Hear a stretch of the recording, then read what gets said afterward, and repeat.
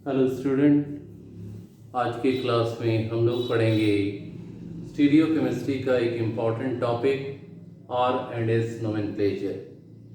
Class 11 में भी आप लोग पढ़े हैं, यहाँ पर भी पढ़ना है बीएससी केमिस्ट्री ऑनर्स में।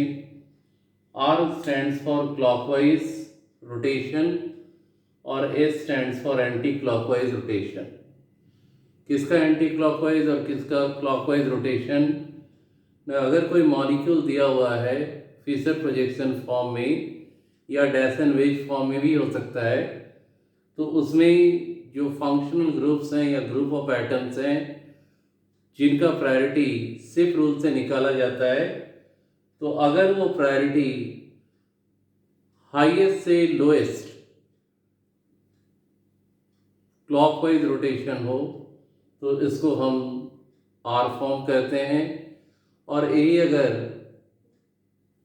हाईएस्ट से लोएस्ट एंटी क्लॉकवाइज रोटेशन हो तो that is called S form.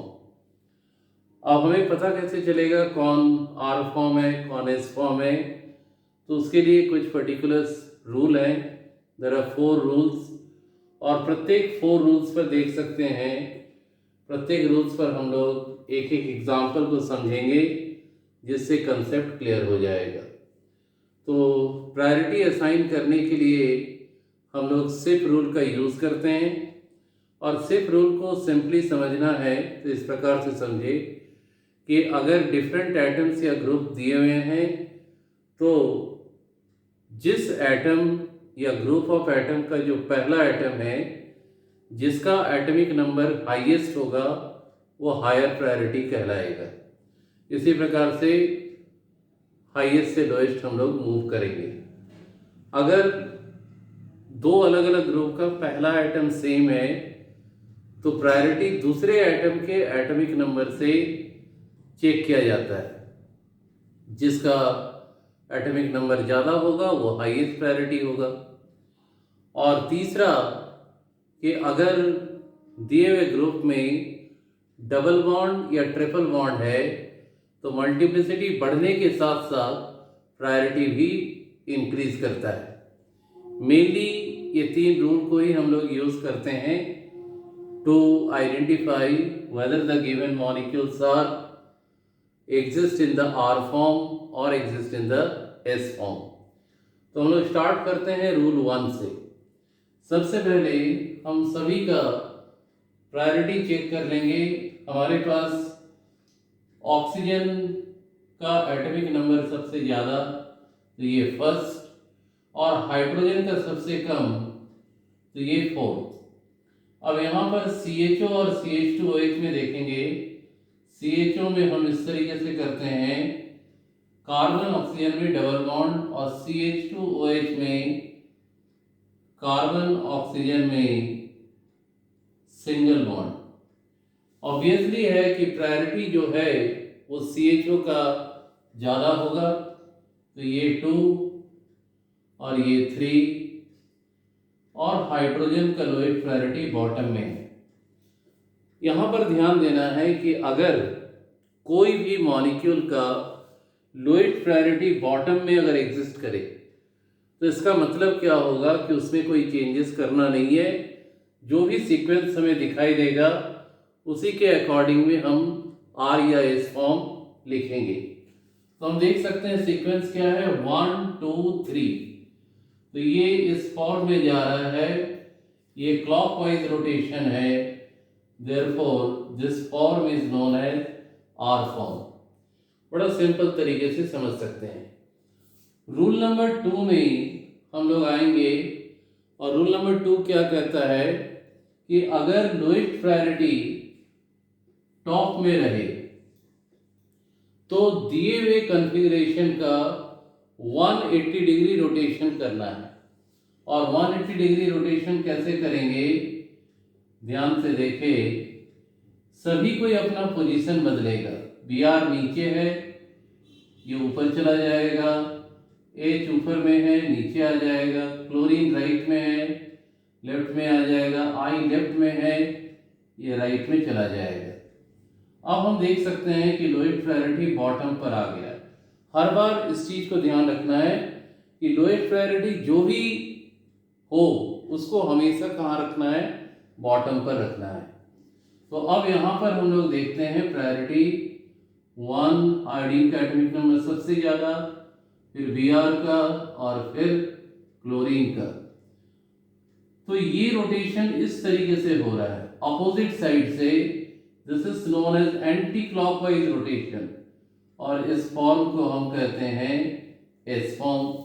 यानी दोनों रूल को अगर हम ऑब्जर्व करें तो हम देख सकते हैं कि अगर लोएस्ट प्रायोरिटी बॉटम में है तो किसी भी तरह का चेंज करने की जरूरत नहीं है, और लोएस्ट प्रायोरिटी अगर टॉप में है तो दिए हुए मॉलिक्यूल का 180 डिग्री रोटेशन करना है, जिसमें वर्टिकल में जो भी एटम या ग्रुप हैं वो अपना साइड को चेंज करेंगे, और जो ऊपर वाला है वो नीचे आएगा, नीचे वाला ऊपर जाएगा, और हॉरिजॉन्टल में जो लेफ्ट में है वो राइट में, और जो राइट में है वो लेफ्ट में चला जाएगा।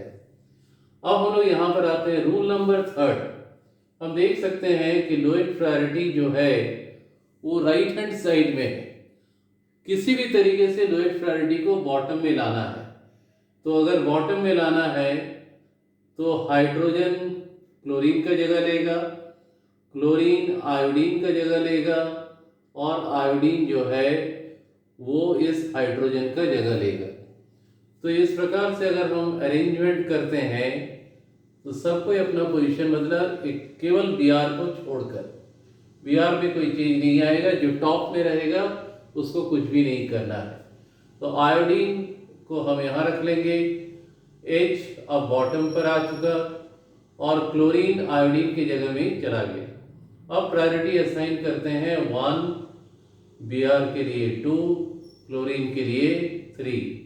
लोएस्ट प्रायोरिटी बॉटम पर आ चुका है, और ये रोटेशन भी अगर हम देखें तो ये जो है ये क्लॉकवाइज रोटेशन हो रहा है। इसका मतलब दिया हुआ फॉर्म क्या है, एस फॉर्म है। और इसी प्रकार से रूल नंबर 4 में अगर हम जाते हैं तो हम देखते हैं आयोडीन, हाइड्रोजन, क्लोरीन और Br, इन सब में एटॉमिक नंबर सबसे कम जो है वो हाइड्रोजन का है, और वो हाइड्रोजन कौन से साइड में है, लेफ्ट हैंड साइड में। तो इसको क्या करना है, हाइड्रोजन को शिफ्ट कर देना है क्लोरीन के पास, क्लोरीन को शिफ्ट करना है आयोडीन के पास, और आयोडीन को शिफ्ट कर देना है हाइड्रोजन के पास। और इस प्रकार से हमारा जो अरेंजमेंट मिलेगा उसको लिखेंगे। टॉप में कोई भी चेंजेस नहीं होता है, H जो है वो बॉटम पर आ गया, क्लोरीन जो है वो I के जगह में चला गया, और I जो है H की जगह में गया।